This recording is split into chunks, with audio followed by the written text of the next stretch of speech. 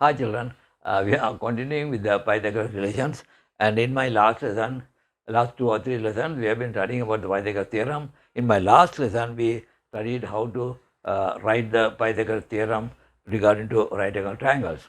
Now we are continuing with it because Pythagoras relations, Pythagoras theorem is very, very important, and very often we have a lot of questions in the O level regarding Pythagoras theorem. So last lesson we studied how to identify the relation Pythagoras relation in right angle triangles. In Pythagoras theorem, there can be only two types of questions. One type of question is how to find the uh, hypotenuse, that's the longest side. The other type of question will be how to find the other two sides separately. So we'll take questions of those types. We'll take an example here. Look at this one. This is x, this is 3 and this is 4. Now in this triangle, this is a right angle triangle, so we can apply Pythagoras theorem. So in this, the longest side is x.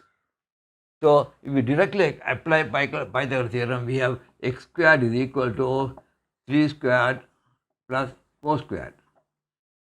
That is equal to 9 plus 16. That is equal to 25. So x squared is equal to 25. Now I told you in my last lesson that you should memorize all the square numbers up to 25. There is one square 1, 4, 9, 16, like that, go on up to 100, and from there go on up to 25 square. Then it will be easy for you to operate on not only this one, in even other type of sums. So in this particular case, we have 25, x squared is equal to 25, so x is equal to 5, square root of 25, 5. So these come on the Pythagoras triples. We'll take another example. Look at this one. This is a right angle triangle, hypotenuse is A. So A square, according to the Pythagoras theorem, A square is equal to 12 square plus 5 square. So A square is equal to 12 square plus 5 square. Direct application of the Pythagoras theorem. So that will be equal to 12 square is 144 plus 25. That is equal to 169. So 169 is a square number. So it is coming to as 13 squared. So A is equal to 13. Easily you can find out. Now this is a rectangle. This is a rectangle. This is the diagonal of the rectangle. The diagonal of the rectangle, we have two diagonals. I have drawn only one diagonal of the rectangle. Then we have a right angle triangle here. Now the length of the rectangle is 8 and the width of the rectangle is 6.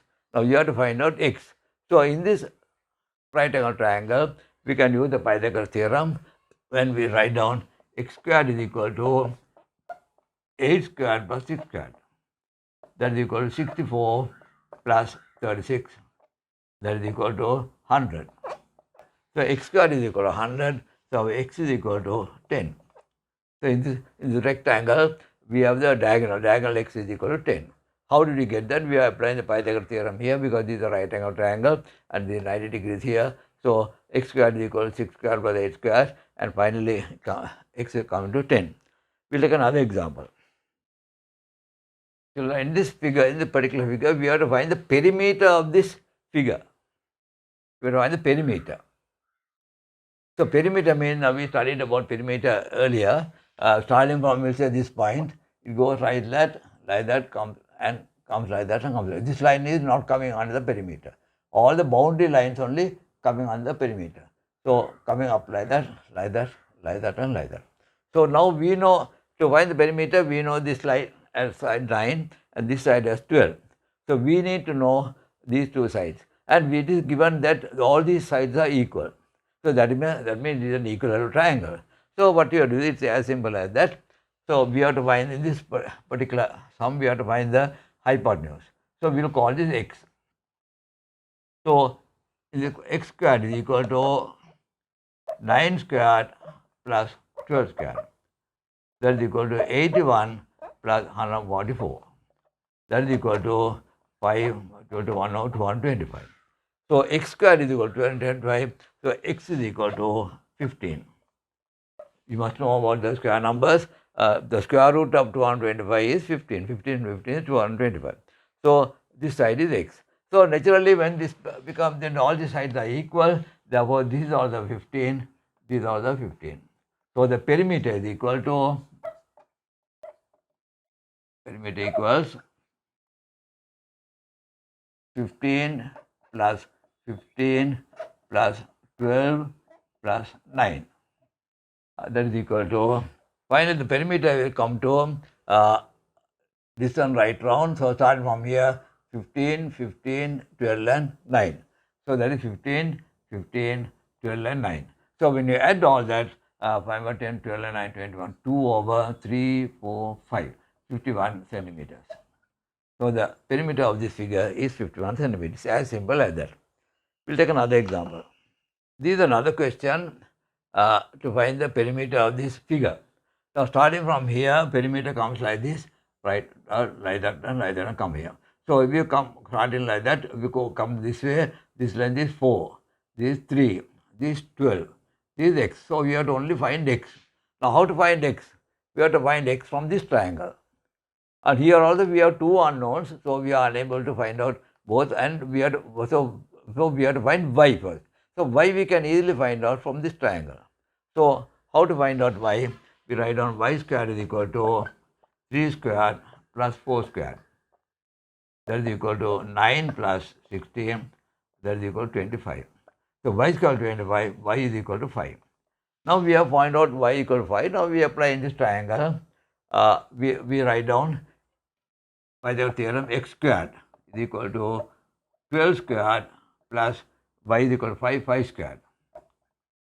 That is equal to 144 plus 25, that is equal to 169. So x is equal to 13. 13. So perimeter will be, equals, starting from here, 13 plus 12 plus 3 plus 4. So it's equal to 13 and 25, 28 and 32.